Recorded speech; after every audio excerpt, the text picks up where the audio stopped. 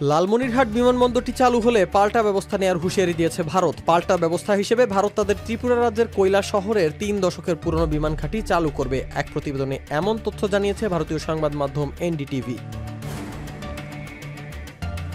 সেনা সদরে এক ব্রিফিংয়ে জানানো হয়, দীর্ঘদিন অব্যবহৃত থাকা লালমনিরহাট বিমানবন্দরটি প্রয়োজনীয়তার ভিত্তিতে সচল করা হচ্ছে। চীনা কোনো সংস্থা বিমানবন্দরটি ব্যবহার করবে কিনা এ ব্যাপারে তাদের কাছে কোনো তথ্য নেই। তবে ভারতীয় মিডিয়ায় বলা হচ্ছে, চীনের সহযোগিতায় এটি সচলের পরিকল্পনা হচ্ছে।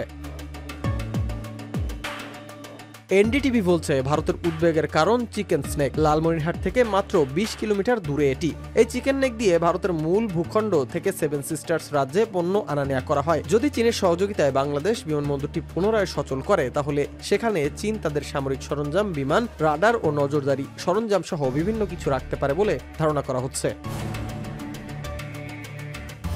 এনডিটিভির এক প্রতিবেদনে আরো বলা হয়, সাবেক প্রধানমন্ত্রী শেখ হাসিনা ছিলেন ভারতের একজন মূল্যবান মিত্র, যিনি ভারতের উত্তর পূর্বাঞ্চলে চীনের ঘেঁষার ক্ষেত্রে বাধা হয়েছিলেন। কিন্তু ছাত্র আন্দোলনের পর, তার পতনের পর ডক্টর মোহাম্মদ ইউনূসের নেতৃত্বে অন্তর্বর্তী সরকার গঠিত হয়, যেটি ভারতের প্রতি কম বন্ধুত্বপূর্ণ। এছাড়া ডক্টর ইউনূস চীন ও ভারতের সঙ্গে সম্পর্ক উন্নয়নের পক্ষে সেটিও উল্লেখ করা হয় প্রতিবেদনে।